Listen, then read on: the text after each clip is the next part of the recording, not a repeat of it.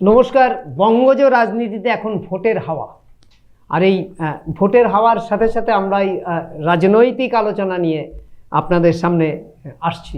আমাদের আজকের উত্তরের বাতাসে আপনাদের সকলকে স্বাগত জানাই।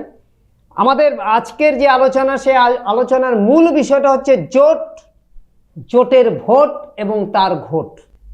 সব মিলিয়ে আজকের আমাদের আলোচনায় রয়েছেন বিশ্বজিৎ সরকার, সভাপতি, কোচবিহার জেলা কংগ্রেস। জেলা কংগ্রেসের এই প্রতিনিধিকে আমরা সিকন স্টুডিওতে স্বাগত জানাচ্ছি। একই সাথে আলোচনায় রয়েছে অমল কাঞ্জিলাল, রাজনৈতিক বিশেষজ্ঞ। আমরা তাকেও কোচবিহার আমাদের স্টুডিওতে আমরা স্বাগত জানাই। শুরু করছি আমাদের আলোচনা। একটা অস্থির সময়, কে কার সাথে কোথায়, কার পতাকা কার হাতে আজ, এটাই হচ্ছে ভয়। এটা লোপামুদ্রার একটা গান। এবার হচ্ছে যে রাজ্যের শাসক দলকে, মানে একটা কথা ছিল যে 1:1 এই যদি হয় বিশ্লেষণ, যদি করা যায় ভোট, তবে হিসাব অন্যরকম হবে। বিরোধীরা যত ভাগ থাকবে শাসক দলের তত সুবিধে। এরকম একটা উপস্থাপনার মধ্য দিয়ে এই যে বাংলার রাজনীতি, বঙ্গজ রাজনীতি, সেই অবস্থায় কংগ্রেস সর্বভারতীয় স্তরে সিপিএমের সাথে জোটে যাচ্ছে না, বামপন্থীদের সাথে জোটে যাচ্ছে না, একটা সিদ্ধান্ত তারা ঘোষণা করেছে। আমরা আজকের বিশ্বজিৎ বাবুর কাছে যাচ্ছি যে বিশ্বজিৎ বাবু, যে আপনারা হাত ছাড়লেন সিপিএমের কেন, এবং আপনারা সখ্যতা বোধ করেন, তৃণমূলের সাথে থাকতেই সখ্যতা বোধ করেন নাকি এরকম কিছু? দেখুন, আমরা হাত ছাড়ার কথা নয়, হাত ধরে। আমি কুচবিহারে, আমরা তো গত লোকসভা নির্বাচনেই সিপিএমের হাত ছেড়ে দিয়েছিলাম। আপনি দেখুন, শিলিগুড়ি লাইন একটা চালু হয়েছিল শিলিগুড়ি কর্পোরেশনের ইলেকশনের সময়। শিলিগুড়ি মডেল, যেটা হচ্ছিল বাম এবং কংগ্রেসের জোটটা ওখান থেকে হয় এবং সেটা পরে ধীরে ধীরে রাজ্যে ছড়িয়ে পড়ে। এবার যে মডেলটা চলছে সেটা কোচবিহার মডেল। কোচবিহারে লোকসভায় বামফ্রন্টের সঙ্গে কোচবিহারে কংগ্রেসের জোট হয়নি। ঘোষণা হয়েছিল, কিন্তু ঘোষণা হলেও কোচবিহারে কিন্তু সেই জোট হয়নি। কোচবিহারে কংগ্রেস নিজের সিম্বলে, হাত সিম্বলে বামফ্রন্টের মানে বাদ দিয়েই লড়াই করেছে। তাদের শরিক ফরওয়ার্ড ব্লকের প্রার্থী ছিল, বামফ্রন্টের প্রার্থী ছিল, শরিক করে বামফ্রন্টের প্রার্থী ছিল। এবং তাহলে হয়তো সিপিএম আমাদের সঙ্গে কাজ করতো, তা তো করেনি। সিপিএম তো ফরওয়ার্ড ব্লকের সঙ্গে, মানে ওদের বামফ্রন্টের প্রার্থী ছিল। তাহলে আমরা কোচবিহার কিন্তু বামফ্রন্টের বিরুদ্ধে লড়াই করেছি, এবং বামফ্রন্টের সেই লড়াইতে টিকিট কে দেয় আমাদের? টিকিটটা কংগ্রেসের সভাপতি, এআইসিসিও না, এআইসিসিতেও কংগ্রেসের যিনি সভাপতি থাকেন, সর্বভারতীয় কংগ্রেসের যিনি সভাপতি থাকেন, তার সিগনেচার থাকে সেটাতে, উনি এটাকে অ্যাপ্রুভ করেন। তাহলে কংগ্রেসের সর্বভারতীয় সভাপতি 2024-এই বামফ্রন্টের বাইরে কোচবিহারে প্রার্থী দিয়েছিল, এবং আমরা সেই ইলেকশন লড়েছি। তখনই বামফ্রন্টের এবং ইয়েদের বোঝা উচিত ছিল যে কংগ্রেস সর্বতভাবে ওদের সঙ্গে নেই।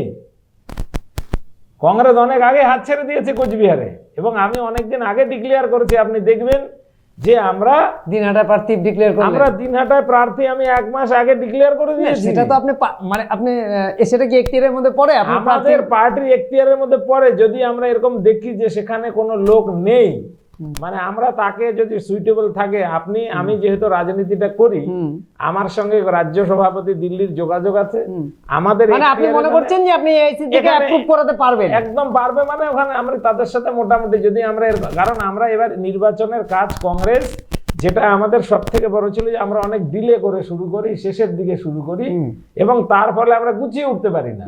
কিন্তু নতুন রাজ্য সভাপতি হওয়ার পরে এবং কেন্দ্র, মানে দিল্লি এবার অনেক আগেই সেই বার্তা দিয়েছে গুছিয়ে, এবং আমাদের যে রাজ্যের এখন ইনচার্জ গোলাম মোহাম্মদ মীর সাহেব, যিনি একদম গ্রাসরুট থেকে টপ লেভেলে পৌঁছেছেন, উনি আমাদের এই বার্তা দিয়ে রেখেছিলেন যে আমরা আজকের থেকে 2 মাস আগে কংগ্রেসের প্রত্যেকটা বিধানসভা থেকে 3 জন করে প্রার্থীর নাম 294টা বিধানসভারই এআইসিসির কাছে জমা পড়ে গেছিল, যে আমরা একা লড়তে পারি। এবং তার প্রস্তুতি কংগ্রেস জানে না যে মানে এটা আপনাদের একা লড়ার কৌশল না, তৃণমূলের কাছে যাওয়ার একটা 20টা আসন দিলেই তৃণমূলের সাথে থাকবো এরকম কিছু? শুনেন, আমরা তৃণমূলের উপর ডিপেন্ডেন্ট নই। তৃণমূল একটা ছোট পার্টি, তবুও রাজ্যের ক্ষমতায় আছে। রাজ্যে ক্ষমতায় থাকে, আমরা দেশে আছে, আমাদের এখনো 100 সাংসদ আছে, অনেক জায়গায় আমরা সর্বভারতীয় দল। হুম শুধু একটা দল সর্বভারতীয় দল শুধু রাজ্যের কোনো রাজ্যের উপরে সিদ্ধান্ত নেয় না, তা অল তো ইন্ডিয়া পার্সপেক্টিভে আমরা সিদ্ধান্ত নিই। একটা প্রবাদ আছে, হাতি যদি মোড়ে শুয়ে পড়ে তবুও গাধার থেকে উঁচু হয়। তৃণমূল যতই বড় হোক, যাই দেখা কংগ্রেস পার্টি অনেক বড়। না, সেটা তো তারা তো অস্বীকার এবারে অস্বীকার ব্যাপার নেই, আমাদের ওদের সঙ্গে কোনো প্রীতির ব্যাপার নেই। আমরা ভারতবর্ষে 1885 থেকে আজ পর্যন্ত কোনোদিন কোনো সাম্প্রদায়িক শক্তির সাথে আমরা আপোষ করিনি। আমরা অনেক সময় স্যাক্রিফাইস করেছি ন্যাশনাল কংগ্রেস, যে রাজ্যের স্বার্থে, দেশের স্বার্থে, মানুষের স্বার্থে। আমরাও সেরকম 2011 সালে এই তৃণমূলকে, কেন্দ্রে আমরা ক্ষমতায় ছিলাম, আমরা এখানে এদেরকে সমস্ত রকম সুবিধা দিয়ে নিজের করে আমরা, বাংলার মানুষ তখন বামফ্রন্টের কাছ থেকে মুক্তি চাইছিল, সেটাকে মান্যতা দিয়ে আমরা তৃণমূলকে হেল্প করেছিলাম বলে তৃণমূল আজকে ক্ষমতায় এসছে বা ক্ষমতায় আছে। ফল কি হয়েছে? আপনাদের দলটা শেষ হয়েছে, আমাদের দল কংগ্রেস ক্ষয়িষ্ণু হয়েছে তো শেষ। আপনাকে একটা কথা বলি, আমরা কংগ্রেস 1950 সালে আমরা যেদিন ক্ষমতায় আসি তখন অন্য কোনো দল ছিল না। তাহলে আমরা চায়নার মতো একদলীয় শাসন ব্যবস্থা প্রবর্তন করতে পারতাম। আমরা অন্য পার্টি এত তৈরি হবে না, দ্বিদলীয় শাসন ব্যবস্থাও করতে পারতাম। আমরাই করেছি বহুদলীয় ডেমোক্রেসি। আপনি ডেমোক্রেসি চাইবেন, ডেমোক্রেসিকে প্রতিষ্ঠিত করতে চাইবেন, আর সারা জীবন একই রকম থাকবেন, এটা তো কোনোদিন হতে পারে না। এটা একটা প্রবাহমান ধারা, কেউ আসবে যাবে। আমরা জনগণের জন্য রাজনীতি করি। আমরা শুধুমাত্র কংগ্রেস নিজে এমএলএ এমপি হওয়ার জন্য রাজনীতি করি না, আমরা জনগণের পাশে থাকি। আপনি বলুন, কুচবিহারে কংগ্রেস পৌরসভায় থাকা অবস্থায় কোচবিহার শহরকে যে পৌরসভার জন্য কংগ্রেস যে পরিষেবা দিয়েছে, সেই মানুষগুলোই কংগ্রেস থেকে তৃণমূলে চলে গেছে, জাস্ট জার্সি বদল করেছে। সেই পরিষেবাটাকে ওই পার্টিতে গিয়ে দিতে পারছে? সারা শহরে জঞ্জাল, নোংরা, একটা পৌরসভার পৌরপতি 5 বছরের টার্ম চেঞ্জ কমপ্লিট করতে পারছে না। পার্টির অভ্যন্তরীণ না, এটা মিউজিক্যাল চেয়ারে পরিণত হয়ে গেছে, অভ্যন্তরীণ বিষয় নয় কোনো। শুনুন, এটা জনগণের বিষয়। কোচবিহারের জনগণ পৌরসভায় পরিষেবা পাচ্ছে, আবার পৌর পরিষেবা সঠিক হবে বলে শোনেন না, তারা বলছে আমরা, আরে 1 মাস তো নির্বাচনের বাকি আছে, আর কবে হবে? এ কি জাদু ছড়িতে 1 মাসে হয়ে যাবে? তো যে দলটা একটা পৌরপতি করতে পারে না, আপনার 5 বছরের টার্ম কমপ্লিট করতে পারে না, কে কাকে মানে ধাক্কা দিয়ে ফেলে দেবে, কালকে যে পৌরপতি আছে ইলেকশনের পরে থাকবে, তার কোনো গ্যারান্টি আপনি দিতে পারেন? না না। তাহলে তো এই পরিস্থিতিতে চলছে। কিন্তু আমরা কংগ্রেসের একজন পৌরপতি রেখেছিলাম, দীর্ঘ বছর উনি পরিষেবা দিয়েছেন। এবং কোচবিহারে আপনি আজও কংগ্রেসের থেকেই পেরেছেন, তারাই তৃণমূলে গেছে, গিয়ে পাচ্ছে না। আপনি বীরেন গুন্ডুর কথা বলছেন? হ্যাঁ, অবশ্যই। উনি আমাদের কংগ্রেসের জেলা সভাপতি ছিলেন, উনি আমাদের পৌরপতি। কংগ্রেসের থেকে উনি যেটা করতে পেরেছিলেন সেটা তৃণমূলে গিয়ে উনিও করতে পারেননি, কারণ ওই পার্টিতে গিয়ে উনি বেশি দিন, মানে তারপরে তিনি মানে 1 বছরের মধ্যে তার পরিবার এখনো, তার পরিবার থেকে দুটো কাউন্সিলর আছে এখনো, তারা কোথায়? হারিয়ে গেছে, তারা পরিষেবা দিতে পারছে না। অথচ ওনার পরিবারে একটা কাউন্সিলর কংগ্রেস করতে বলে পারতো। এরা যদি কংগ্রেসে থাকে, কংগ্রেস জনগণের পরিষেবা দিতে চায়। আমরা অমলের কাছে যাচ্ছি যে, শুনুন, আপনাকে শেষ করে আমরা বামফ্রন্টের সঙ্গে, বিশেষ করে আমরা যারা ছাত্র পরিষদ করে রাজনীতি করে উঠে এসেছি, আমরা কোনোদিনই বামফ্রন্টের সঙ্গে জোট মনের থেকে চাই না। আমরা ব্যক্তিগতভাবে বামফ্রন্ট বিরোধী লোক, কারণ আমরা বামফ্রন্টের এটা খুব অমল, এটা খুব সরল অঙ্ক। এই যে বিশ্বজিৎ বাবুরাও চায় না, খার্গেও চায় না, অধীর বাবু একটু জোর করে এই করেছিলেন শিলিগুড়ি মডেলটা, এবং তার জন্য কিন্তু তাকে ভৎসনা শুনতে হয়েছে। এবং আমার মনে হয় যে লোকসভা নির্বাচনের আগে তাকে যেভাবে কংগ্রেস দলের সর্বভারতীয় স্তর থেকে আক্রমণ করা হলো, সেখানে কিন্তু মানে রেজাল্টটা একেবারে অন্যরকম হলো অধীর বাবুর ক্ষেত্রে। তো সেটাই যে এই যে সিপিএম এর একটু আগ বাড়িয়ে মানে জোট করব, কার সাথে থাকবো, মানে যেন তেন প্রকারণও আমাকে ক্ষমতায় কিছু শূন্যের গেরো কাটাতে হবে ইত্যাদি ভাবছে, যে মানে এটাকে আপনি কিভাবে দেখছেন? না, সংসদীয় রাজনীতিতে সংসদে তাদের রিপ্রেজেন্টেশন যদি না থাকে, তাহলে সেই পলিটিক্যাল পার্টি মূল্য নেই, তার অস্তিত্ব বিপন্ন হয়ে যায়, তার পলিটিক্যাল আইডেন্টিটি থাকে। একই সাথে আন্দোলনটাও যদি না থাকে। বলছি, এবার দুটো বিষয় আছে। একটা হচ্ছে পলিটিক্যাল কম্পালশন। আজকে অল ইন্ডিয়া পার্সপেক্টিভ, সেই পার্সপেক্টিভে ফাইট এগেইনস্ট কমিউনাল ফোর্সেস, সেই ক্ষেত্রে ভারতবর্ষে 1 নম্বর যে প্রতিষ্ঠান কমিউনাল ফোর্সের এগেনস্টে লড়াই করবার জন্য যে প্রতিষ্ঠান ঐতিহ্য বহন করে, প্রাতিষ্ঠানিক ঐতিহ্য বহন করে, সেটা কংগ্রেস, সেটা হচ্ছে জাতীয় কংগ্রেস। বলে কেন? পৃথিবীর রাজনীতির ইতিহাসে প্রথম আদর্শিক শহীদ তিনি হচ্ছে মোহনদাস করমচাঁদ গান্ধী, যিনি আদর্শের জন্য শহীদ হয়েছেন। এবং এই কথাটা আমার নয়, ইউনেস্কো তাকে স্থান দিয়েছে শান্তির অবদূত হিসাবে সক্রেটিস এবং বুদ্ধের পাশে। না, এই সেই গান্ধীর কংগ্রেস কি এখন শেষ করতে হবে। গান্ধীর কংগ্রেস না নেহেরুর কংগ্রেস, এগুলো চায়ের দোকানের আলোচনা। রাজনৈতিক আলোচনাতে প্রথম আসবে ইন্দিরাজি, নেহেরুজি।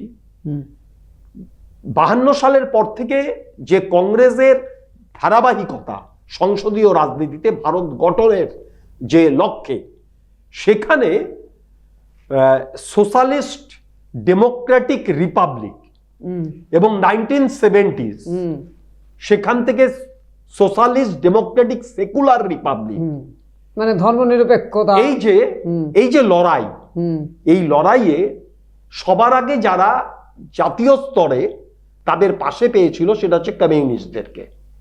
যদিও 52 সালের নির্বাচনের পর উনি 57 সালের নির্বাচনের আগে কেরলের কমিউনিস্ট পার্টিকে উনি তার নামবুদ্দিপাদের গভর্নমেন্ট ভেঙে দিয়েছিলেন।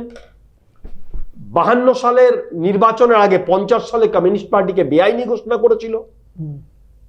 কিন্তু বারে বারে কমিউনিস্টদের প্রতি তার যে ভালোবাসা সেটা পরিলক্ষিত হয়েছে সিপিআই কে দিয়ে নাকি? সিপিআই না, পূর্বতন কমিউনিস্ট পার্টি, তখন তো একটাই কমিউনিস্ট পার্টি। এই ইতিহাসগুলো না জানলে খুব বিপদ। যে জায়গায় পি সুন্দরাইয়া পরবর্তীকালে সিপিএম এর অল ইন্ডিয়া সেক্রেটারি, নেহেরু 54 সালে পিএস মানে পি সুন্দরাইয়া রাজ্যসভার মেম্বার, প্রচন্ড তর্কাতর্কি হচ্ছে। তখনকার সময়ে পার্লামেন্ট চলাকালীন একদিন প্রাইম মিনিস্টারের নৈশভোজে ডাকা হতো। তাই পিএস ফরেন পলিসি নিয়ে কিছু কথা এমনভাবে আক্রমণ করেছে, নেহেরুকে বিদ্ধ করেছে। সন্ধ্যার সময় নেহেরু হাঁটাহাঁটি করছে তার লনে, আর বারে বারে গেটের সামনে দাঁড়িয়ে মানে দেখতে চাইছেন কেউ আসছে কিনা। তাই অনেকে সকলে বলছে আপনি কাকে খুঁজছেন। তখন কিছুক্ষণ ভাবে সুন্দরাইয়া তার স্ত্রী লীলা সুন্দরাইয়াকে নিয়ে হেঁটে হেঁটে আসছেন। নেহেরু দৌড়ে গিয়ে জড়িয়ে ধরে বলছেন, দেখো সকালবেলায় আমরা কুস্তি করেছি, এখন আমাদের দোস্তি।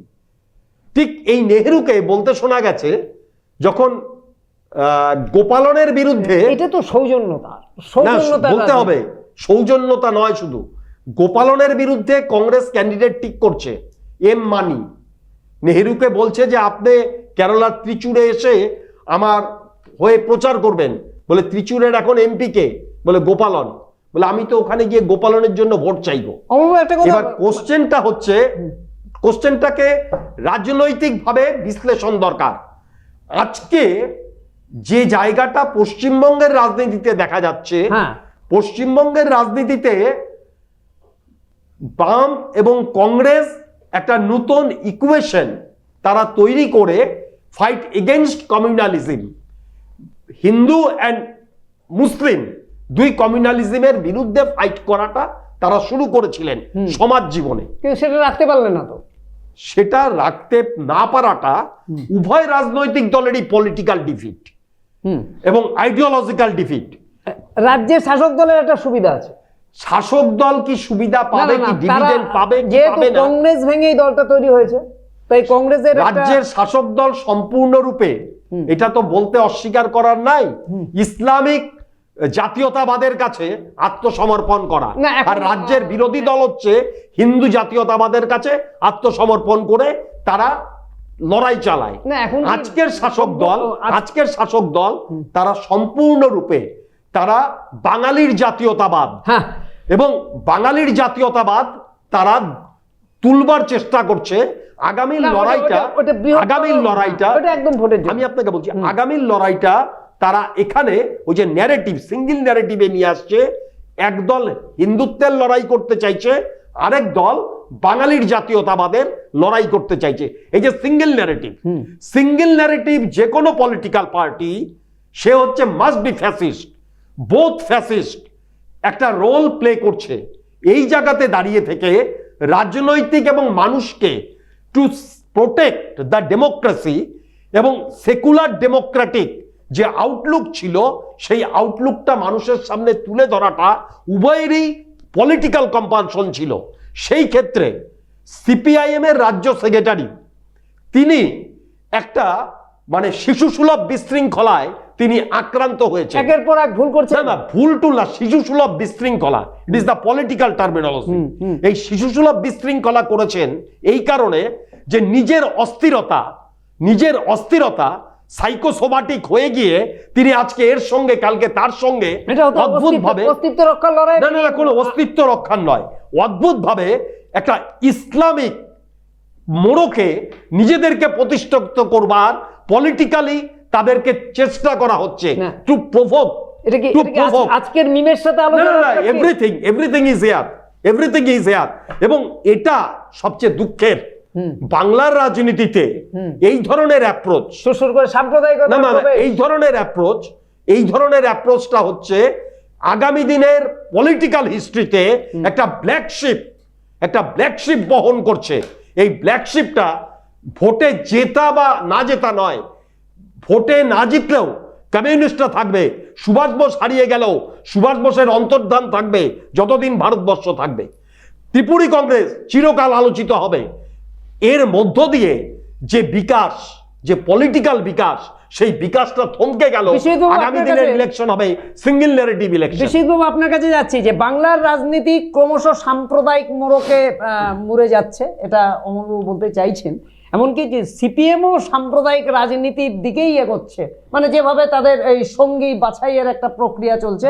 এবং এটা আপনি জেনে রাখবেন যে এই নিয়ে বামফ্রন্টের মধ্যে তীব্র মতভেদ রয়েছে। এবং আমাদের কাছে খবর যে বামফ্রন্টের মিটিং থেকে ফরওয়ার্ড ব্লক বেরিয়ে গেছিল। কংগ্রেস তার নিজস্ব গতিতে চলে, আমরা সাম্প্রদায়িক শক্তির বিরুদ্ধে। তার জন্য আমাদের সর্বোচ্চ নেতার বলিদান দিতে হয়েছে গান্ধীজিকে, তারপরে খালিস্তানের বিরুদ্ধে ইন্দিরা গান্ধীকে, রাজীব গান্ধী, সকলকে বলি আমরা এর বিরুদ্ধে কারো এই বলিদানের ইতিহাস নেই। আমাদেরকে লড়াই যাতে কেউ না শেখায়, হাউ টু ফাইট, আমরা ব্রিটিশদের তাড়িয়েছি। আমরা যে কোনো লোককেই পদের জন্য নিয়ে এসেই বিশাল পদ দিয়ে দিই না। কংগ্রেস পার্টি তার নিজস্ব গতিতে চলে, 1885 থেকে শুরু করে আজ পর্যন্ত চলছে এবং আরো শতাব্দীর পর শতাব্দী বাংলা এবং দেশের মানুষকে দিয়ে আমরা পরিষেবা দিয়ে চলবো, সার্ভিস দিয়ে চলবো। আমাদের কাছে নীতি এবং আদর্শ শেষ কথা। আমরা কোনো সাম্প্রদায়িক শক্তির কাছে মাথা নোয়াবো না। যেটা বলছে আজকে 30% হিন্দুকে কেটে ভাসিয়ে দেয়া হবে, এই বলা চরম সাম্প্রদায়িক। কংগ্রেসকে হারাবার জন্য এটা করা হয়েছিল, এখন বারবার বলছে। সেই আমাদের নেতা অধীর চৌধুরীকে হারানো হয়েছে এই করে। সেরকম একটা উগ্র সাম্প্রদায়িক লোকের সাথে সিপিএম সেকুলারের নামাবলী গায়ে দিয়ে তলে তলে তার সঙ্গে গিয়ে বসবে, আবার কংগ্রেসকে ভাঙানোর কথা বলবে। যার যত বড় মুখ নয় তত বড় কথা। কংগ্রেস আমাদের পায়ে, আমরা যদি সিপিএম এর সঙ্গে জোট না করি তাহলে সিপিএম পশ্চিমবঙ্গ থেকে ভ্যানিশ হয়ে যাবে। এই নির্বাচনের সেই উদ্দেশ্যে এবার একদম আমরা সিপিএম কে এবার বাংলা থেকে ভ্যানিশ করে দেব। তার মানে আপনাদের মূল টার্গেটটা হচ্ছে আমাদের নিজেদের পায়ে দাঁড়ানো। মূল টার্গেট হচ্ছে সম্প্রদায়, আমাদের মূল টার্গেট হচ্ছে কংগ্রেসকে নিজের পায়ে দাঁড়ানো। আমরা কেন একবার 11 সালে আমরা মমতাকে ক্ষমতায় নিয়ে এসেছি, আবার বামফ্রন্টকে কেন নিয়ে আসবো? নিজের পায়ে দাঁড়াক। কংগ্রেস একা 294টা সিটে লড়বে। ভাই আমার সেই লড়াইয়ের ক্ষমতা 294টার মধ্যে আছে কি নাকি? আমাদের ক্ষমতা আছে, ক্ষমতা নেই। আপনারা আগামী দিনে দেখবেন ক্ষমতা দেয়া না দেওয়ার মালিক জনসাধারণ। এই যারা এই দায়িত্বটা নিচ্ছে তাদেরকে কে এই দায়িত্ব দিয়েছে যে পশ্চিমবঙ্গের জনসাধারণ কাকে ক্ষমতা দেবে? ডেমোক্রেসিতে জনগণ হচ্ছে সবার উপরে। তারা যদি মনে করে কংগ্রেসের ক্ষমতা নাই, তাকে ক্ষমতা দেবে না। আর যদি মনে করে কংগ্রেসের ক্ষমতা, আমরা ওই জন্যই তো জনগণের কাছে শুধু মালদা, মুর্শিদাবাদ আর রায়গঞ্জ মানে তো পশ্চিমবঙ্গ নয়। না, পশ্চিম আপনারা নূরকে ফিরিয়ে আনলেন, তাতেই আমরা নূরকে ফিরিয়ে আনিনি, নূর নিজে এসেছে যাই হোক, আমরা তো অনেককেই এনেছি। আপনি একটা জিনিস মনে করুন, আমি যে জেলাটাতে বসবাস করি, কুচবিহার ডিস্ট্রিক্ট, কুচবিহার জেলার যে 3টা বড় রাজনৈতিক দল, 3টা দলের যে রাজনীতির জেলা সভাপতিরা, তারা সবাই ছাত্র পরিষদের প্রোডাক্ট। আজকে যে বিজেপির জেলা সভাপতি অভিজিৎ বাবু, উনি ছাত্র পরিষদ থেকে উঠে নেতা হয়েছেন মাথাভাঙার কলেজে। শুনুন, আপনাকে বলছি, 3টা জেলার সভাপতি ছাত্র পরিষদ কংগ্রেস নেতা প্রোডাক্ট করে। তারপরে সে যার হয়তো কারণে যায় কুচবিহারের, আমরা তা করতেই থাকি নিরন্তর। আজকে কুচবিহারের তৃণমূলের জেলা সভাপতি, ছাত্র পরিষদের কুচবিহারের জেলা সভাপতি ছিলেন। আমি নিজে কুচবিহার কলেজ ছাত্র পরিষদ থেকে এসে কংগ্রেসের জেলা সভাপতি। তো কংগ্রেস হচ্ছে নেতা তৈরি করার ফ্যাক্টরি। নেতা আমরা তৈরি করি, আমরা মানুষকে মানে পরিষেবা দিই। তাতে যদি কারো ব্যক্তির সাথে কেউ কোথাও চলে যায়, তার আজকে কুচবিহার দিয়ে যদি আপনি ভাবেন যে দীর্ঘদিন কংগ্রেস কুচবিহার পুরসভার ক্ষমতায় ছিল, সেই জায়গাটা একটা ওয়ার্ড দখলে রাখতে পারলো না। আপনি ডেমোক্রেসিতে যে কোনো জিতবে না, তার কি কোনো রাজনৈতিক পরিসর থাকবে না? থাকবে। তাহলে আমরা ছিলাম, পরিস্থিতি চেঞ্জ হয়েছে। মমতা ব্যানার্জি রাজনীতিটাকে চেঞ্জ করেছে, ভেঙে আনছে। এটা আগে ভারতবর্ষে ছিল না। এটা যদি আমরা করতাম, তাহলে আজ পর্যন্ত কোনো দল তৈরি হতো? শুভঙ্কর সরকার, আপনি আমাকে আমরা যদি করতাম এরকম ভাঙিয়ে আনতাম, বা এরকম ভিন্ডিকটিভ অ্যাটিটিউড, কংগ্রেস যেদিন রাজীব গান্ধী 400-র উপরে সিট পেয়েছিল, তাহলে ভারতবর্ষে কি আর কোনো রাজনৈতিক দল জন্ম নিতে পারতো? আমরা যদি সেদিন এরকম ভাবতাম, ওই টালির ঘরের মহিলা কি এমপি হতে পারতো? না, সেটা তাহলে কংগ্রেসকে, শুভঙ্কর বাবুকে যদি 20টা সিট বা এরকম একটা সিটের অফার দেওয়া হয়, তাহলে তিনি নেবেন তো? এই যে কথাগুলো বলে, কংগ্রেস পার্টি কোনো ভিখারি দল না যে কেউ ছুড়ে দিল নিয়ে নিল। 20টা কেন, তাহলে তারা কি করবে? 40টা কংগ্রেস একা লড়বে। 40টা সিট দিল। শোনেন, আমাদের একটা মিটিং হয়েছে, আমাদের একটা বৈঠক রাজ্য, শুনুন, আমি আপনাকে এটা বলতে পারি দায়িত্ব নিয়ে, কারণ আমি এটা এই প্রসেসটার মধ্যে আছি এবং দায়িত্ব নিয়ে বলছি আপনাকে। বাংলার কংগ্রেসের রাজনীতি, কোচবিহার জেলা থেকে 2024 সালে বামফ্রন্টের সঙ্গে জোটের বিরুদ্ধে আন্দোলন শুরু হয়েছিল এবং সেই নির্বাচন আমি করেছি। তারপরে আমরা বাংলা জুড়ে সমস্ত কংগ্রেসের কর্মীরা, সমস্ত জেলা সভাপতিরা, আমাদের রাজ্য কেন্দ্রীয় নেতৃত্ব, যে আমরা তৃণমূলের সঙ্গে জোট করব না, আমরা বামফ্রন্টের সঙ্গে, আমরা একা লড়বো। আমরা 294টা সিটে লড়বো। আমরা কংগ্রেসকে শক্তিশালী করব। প্রত্যেকটা বিধানসভায় আমাদের ফ্ল্যাগ থাকবে, আমাদের লোক থাকবে, আমরা লড়বো। তাতে তো কারো গাত্রদাহ হওয়ার কারণ নেই। কেন বারবার বামফ্রন্টের এত দেউলিয়াপনা? কেন আমাদেরকে চাই? কেন আমাদের ভাঙতে হবে? ওরা ওদের নিজের ক্ষমতায় থাক, মমতা ব্যানার্জি তার ক্ষমতায় লড়ুক, বিজেপি তার, এটাই তো ডেমোক্রেসি। আপনারা হিল্লি দিল্লি দেখাচ্ছেন, আমরা হিল্লি দিল্লি দেখাচ্ছি না তো, ওইসব চুনাপুট, আমাদের সবকিছু দিল্লি থেকেই তৈরি হয়। ছেলেরা বাপকে দেখাবে না তো কাকে দেখাবে? প্রতিবেশী কাকাকে দেখাবে? আমাদের বাবা দিল্লি, আমাদের সমস্ত কিছু কংগ্রেস পার্টির সিদ্ধান্ত দিল্লির, আমাদের যে সর্বভারতীয় সভাপতি থাকেন এআইসিসির, উনি সিদ্ধান্ত নেন। একটা কথার দিকে যাচ্ছি, চূড়ান্ত মালিক। এবার দেখুন, আপনাকে একটা শেষ কথা বলছি, সমস্যা বামফ্রন্টের এত গায়ে লেগেছে কেন? এক তো সেলিম বাবু খুব লোভী মানুষ, ব্যক্তিগতভাবে সব জায়গায় দৌড়ে বেড়ায় এমএলএ এমপি হওয়ার জন্য। এই রায়গঞ্জ, এই বহরমপুরে একদম ব্যক্তিগতভাবে অসৎ সেলিম, একটা অসৎ মানুষ, বা যার কমিউনিজমের কোনো লক্ষণ নাই।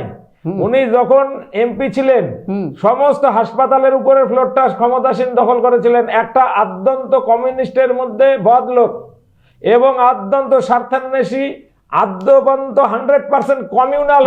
আপনি যে ব্যক্তি আক্রমণ করছেন, আপনার কাছে কি প্রমাণ আছে? আমি 100% কমিউনাল না থাকলে ও গিয়ে এর সাথে বসতো না, হিন্দুদের কেটে ভাসিয়ে দেওয়ার কথা সেই লোকের সাথে সেলিম বসতো না।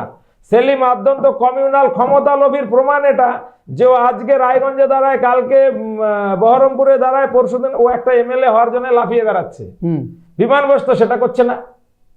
সেলিমের থেকে কি কম যোগ্য নেতা উনি বা কম তাকতবার উনি? সেলিম ব্যক্তিগতভাবে এই পার্টিটাকে কমিউনিস্ট, এবং আজে বাজে কথা বলছে, সেলিম যে কথা বলছে, সেলিম অত বড় নেতা নয় যত বড় কথা বলছে। ব্যক্তিগত পার্টিটা, কমিউনিস্ট পার্টি থেকে যদি সেলিমকে ঘাত ধরে কালকে বের করে দেয়, ও চায়ের দোকানে দুটো লোক পাবে না। ও যে এত বড় বড় কথা, কংগ্রেসকে ভাঙার ক্ষমতা, বহু লোক কংগ্রেসকে ভেঙেছে। কংগ্রেস বহুবার, কংগ্রেস হচ্ছে ফিনিক্সের মতন, পাথরকুচি পাতার মতো, যেখানে কংগ্রেস পরে সেখান থেকে দাঁড়ায়। আপনি আজকে যদি, আমি এটাকে হলফ করে বলতে পারি, আমরা 50 বছর ক্ষমতায় নেই, তবুও কংগ্রেস 294টা সিটে লড়াই করবে। 100 পার্লামেন্টে আমাদের এমপি আছে। কালকে যদি তৃণমূল ক্ষমতায় না থাকে, কটা লোক থাকবে, কতদিন লড়বে? বামফ্রন্টের আমরা এত শুনতাম, আমরা যখন ছাত্র ছিলাম, আমরা বামফ্রন্টের বিরুদ্ধে লড়াই করেছি। ওদের নাকি অজেয় অপরাজেয় সংগঠন। সরকারটা পড়ার পরে কোথায় যে উড়ে গেল। এরকমই এই সেলিম ইলেকশনের পরে এই সেলিমকে খুঁজে পাওয়া যাবে না। সেটা তো কংগ্রেসের কাছে ব্যক্তি আক্রমণ করছেন। ব্যক্তি আক্রমণ করেনি, উনি বারবার বাজে কথা বলছে। সিপিএম এর কিসের এত সমস্যা, এত দেউলিয়াপানা কেন? কংগ্রেসের জন্য হাতপাত হচ্ছে কেন কংগ্রেসের? যে আমাকে বাঁচাও, ধর্মনিরপেক্ষ বলে। কোনো ধর্মনিরপেক্ষ নাই, একদম কমিউনাল দল হয়ে গেছে। ওটা কি ধর্মনিরপেক্ষ? যে গিয়ে আপনার ওই হিন্দুদের 30% হিন্দুদের কেটে ফেলবো, তার সাথে গিয়ে মিটিং করছে, এটাকে ধর্মনিরপেক্ষতা বলে? একটা কথা বলছি যে একেবারে ওই যে বিশ্বজিৎ বাবু বললেন, এটা সাধারণ জ্ঞান। খুব ছেলেবেলার থেকে, অনেক আগের থেকেই কংগ্রেস মূল শত্রু এভাবেই কিন্তু বামপন্থীরা প্রচার করত, এবং সাধারণভাবে মনে গেঁথে যাওয়া। এই বিশ্বজিৎ বাবুরা যেমন বারবার যে সিপিএম এর সাথে নয়, এটা কেন? তারা এসএফআই এর বিরুদ্ধে রাজনীতি করে এসছে, তারা সিপিএম এর বিরুদ্ধে। আজকে হঠাৎ করে বন্ধুত্ব করলে তো হবে না। এই যে আমি একটু প্রশ্নটা করে নিচ্ছি। আমরা দেখলাম কমিউনিস্টের সাথে কংগ্রেসের সম্পর্ক আগরে ভালো, কিন্তু আবার একই সাথে যদি দেখা যায় ডাঙ্গেপন্থীদের, ডাঙ্গেকে আর সিপিআই কি পরে রাখা হয়েছিল? না, দুটো তো আলাদা কোশ্চেন। না, কেন আলাদা? দাঙ্গে যখন পার্টির সেক্রেটারি, কমিউনিস্ট পার্টি চেয়ারম্যান, তখন হচ্ছে 72 সাল থেকে সিপিআই ইন্দিরা কংগ্রেসের সঙ্গে ঐক্য করে। একটা প্রচলিত ছিল, দিল্লি থেকে এলো গাই সঙ্গে বাছুর সিপিআই। এবার বাছুর সিপিআই কে নিয়ে তখন চলছিল, এগুলো না পরিবর্তনশীল। সিপিআই ওই সময় তার পলিটিক্যাল স্ট্যান্ডটা কি নিয়েছিল? বলেছিল ইন্দিরা প্রোগ্রেসিভ বলে। কেন বলে? ইন্দিরা ব্যাংক জাতীয়করণ করেছে, জাতীয় অর্থনীতিতে কমান্ড ইকোনমি চালু করেছে, মানে সোশ্যালিস্টিক মডেল ইন্দিরা চালু করেছে। এবং অ্যাট দ্যাট পিরিয়ড যখন বাংলাদেশ তৈরি হচ্ছে, সেই সময় সোভিয়েতের সঙ্গে ইন্দিরার যে সুসম্পর্ক এবং ভারতবর্ষের জোট নিরপেক্ষ নীতি, তখন মূল communist party CPI under the leadership of S A. Dange, তখন তারা তার পাশে ডেয়ার ডেভিল তারা সাপোর্ট করে। তখন ইন্দ্রজিৎ গুপ্ত, তখন বুঝতে হবে ইন্দ্রজিৎ গুপ্ত, ভূপেশ গুপ্ত, হিরেন মুখার্জি, এরা পার্লামেন্টের মেম্বার। আরেকটা অংশ, আরেকটা ফোল্ড সিপিএম, তখন তারা ইন্দিরা কংগ্রেসের বিরোধিতা না করে আফটার জরুরি অবস্থা, আমরা আমাকে শেষ করতে দিন, আফটার জরুরি অবস্থা তারা আলাদা পার্সপেক্টিভ আছে। না বলছি, তারা সেখান থেকে বেরিয়ে গেছে। এবং সেই প্রেক্ষাপটে দাঁড়িয়ে আজকের যে আলোচনা, আজকের আলোচনার প্রেক্ষাপট একদম ভিন্ন। সেদিনকে ভারতবর্ষে কমিউনাল ফোর্সের এগেইনস্টে ফাইট করতে হয়নি, সেদিনকে ভারতবর্ষকে পুনর্গঠনের জন্য যখন জরুরি অবস্থা জারি হয়, তখন ভারতবর্ষকে ফাইট করতে হয়েছে semi fascist role to save the democracy under the leadership of JP. ভারতবর্ষে কংগ্রেসকে স্বাধীনতার সময় থেকেও কমিউনাল ফোর্সের, নাথুরাম গডসে কমিউনাল ফোর্স গুলি করে আমাদের সর্বোচ্চ নেতা কংগ্রেস পার্টির গান্ধীজিকে হত্যা করেছে। তারপরে এরা রূপ বদলেছে বহু রূপের মতন। যাই হোক, তখন একটা for your kind information, Gandhiji যখন খুন হয়ে গেছে, তখন গান্ধীজি কংগ্রেস করতেন না। একদম ভুল কথা। এটা বলছি একদম আপনাকে কোথায় পেয়েছে? বলছি না, কোথায়? গান্ধী নিজে প্রস্তাব দিয়েছেন, যে আমি কংগ্রেস ডিসলভ হয়ে যাওয়া দরকার। গান্ধী নিজে প্রস্তাব দিয়েছেন কংগ্রেস ডিসলভ হয়ে যাওয়া দরকার। পার্টিগুলোর এমন দেউলিয়া অবস্থা যে উনি যদি কংগ্রেস না থেকে থাকে, তো কংগ্রেসের লিড, এটা কোন ধরনের কথা? যে গান্ধীজি হচ্ছে আমাদের প্রথম থেকে এবং আজ অব্দি কংগ্রেসের সর্বোচ্চ নেতা গান্ধীজি। মহাত্মা গান্ধীর আদর্শে কংগ্রেস চলে।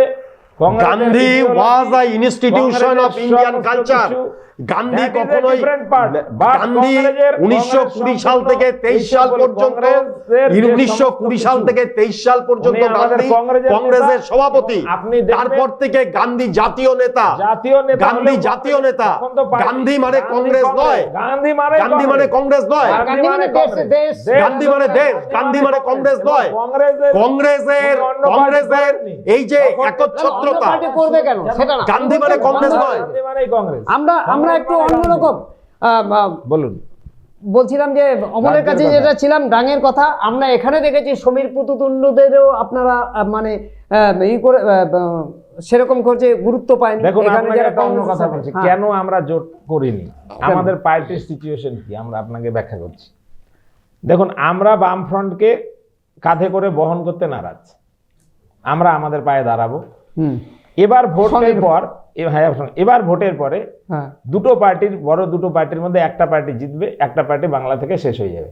যদি বিজেপি ক্ষমতায় আসে তাহলে তৃণমূল শেষ হয়ে যাবে, আর যদি তৃণমূল এক্সিস্ট করে তাহলে বিজেপি আর বাংলায় কোনোদিন ক্ষমতায় আসবে না এবং বিজেপির কর্মী বা দাঁড়ান। তাহলে কি হবে? আফটার দ্য ইলেকশন তো পার্টি থাকবে। তাহলে আমরা যদি আবার ওই বামফ্রন্ট, মরা বামফ্রন্টকে কাঁধে করে আবার জিন্দা করি, তাহলে আবার বামফ্রন্ট ভার্সেস যে ক্ষমতায় থাকবে তার লড়াই হবে। আমরা আবার বামফ্রন্টের লেজ ধরতে হবে আমাদের। আমরা বামফ্রন্টের লেজ আমরা এবার শক্তি হব। যে দল জিতবে সেই দল ভার্সেস কংগ্রেস। 67 সালের পর থেকে জাতীয় কংগ্রেস, জাতীয় কংগ্রেস 67 সালের পর থেকে গোটা দেশে তারা লেজুর ভিত্তি করে বেরিয়েছে। আপনি ওইসব ইতিহাসের গল্প ছাড়ুন, বামফ্রন্ট আমাদের কাছে শোনেন। ওগুলাকে আমরা পার্টি মনে করি না, ওগুলাকে কোনো সময় আপনার পশ্চিমবঙ্গে কি এমন ক্ষমতা আছে?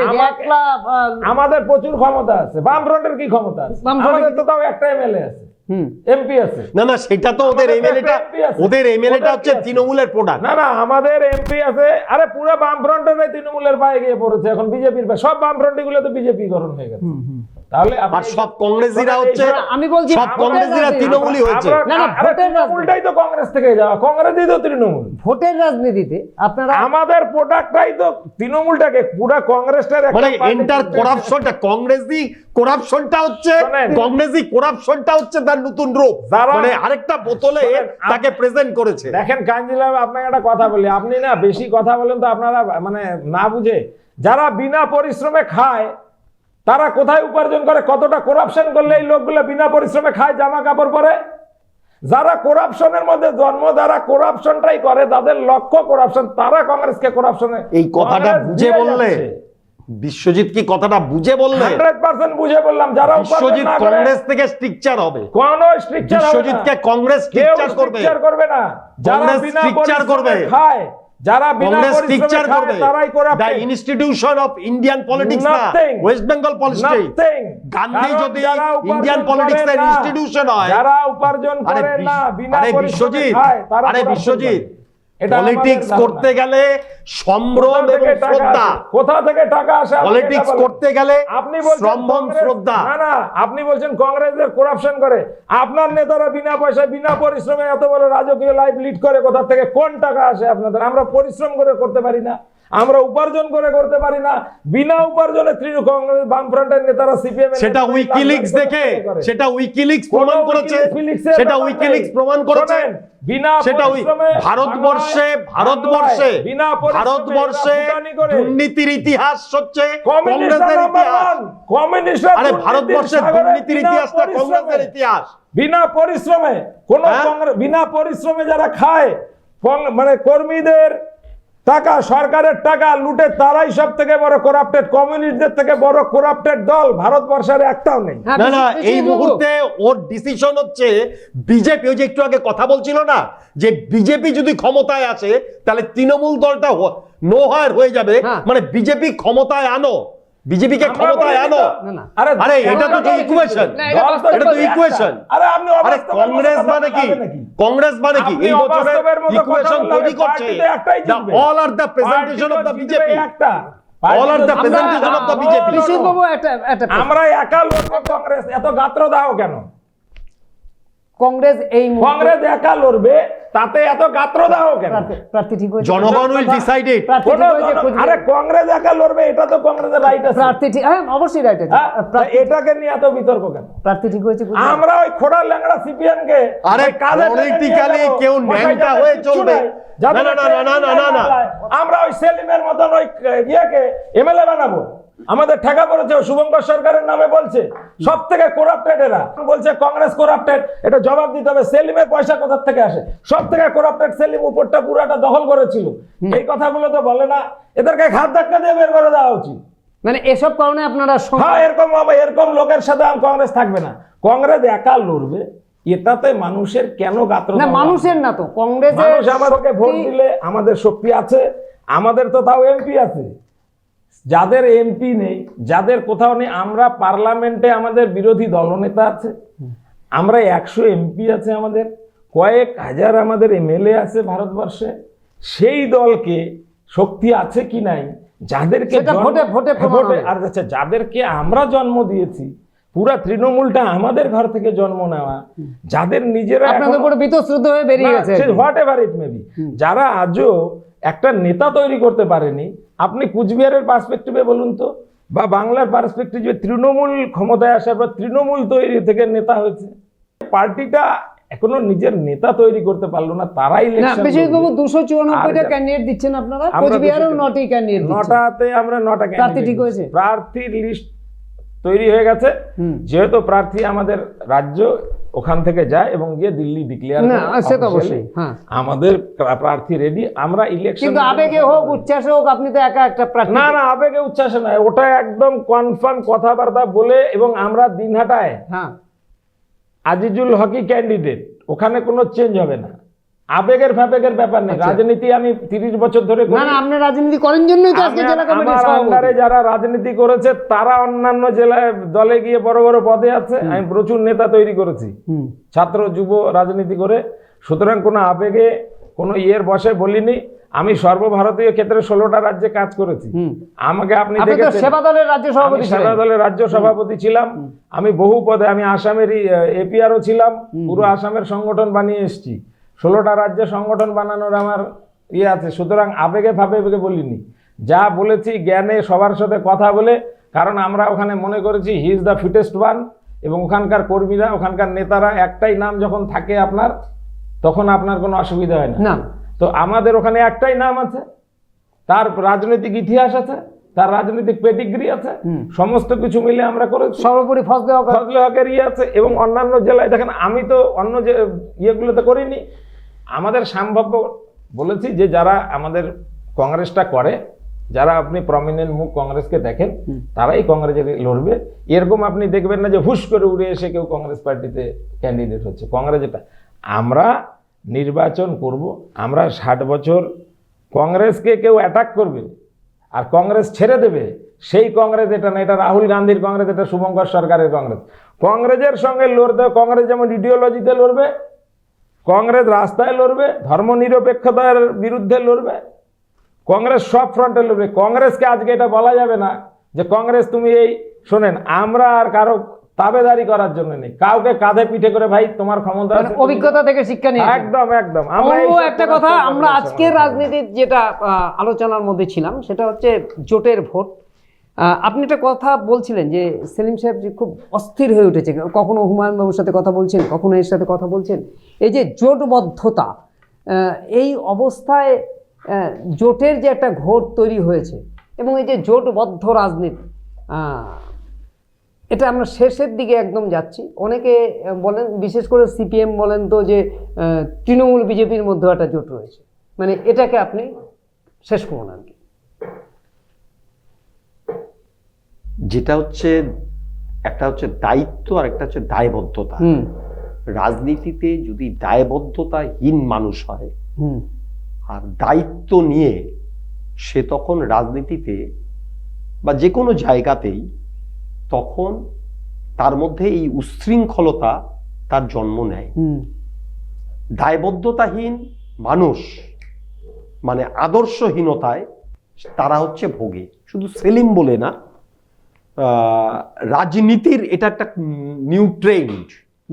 তার জন্য পলিটিক্যাল পার্টিগুলোর প্রতি মানুষের বিরক্তি দিনের পর দিন বাড়ছে। New generation, the new approach যেটা, সের দিকে তারা খেয়াল রাখতে পারছে না এবং তারা নিজেরাই দিশাহীন, কখন কি করবে আর কি বলবে।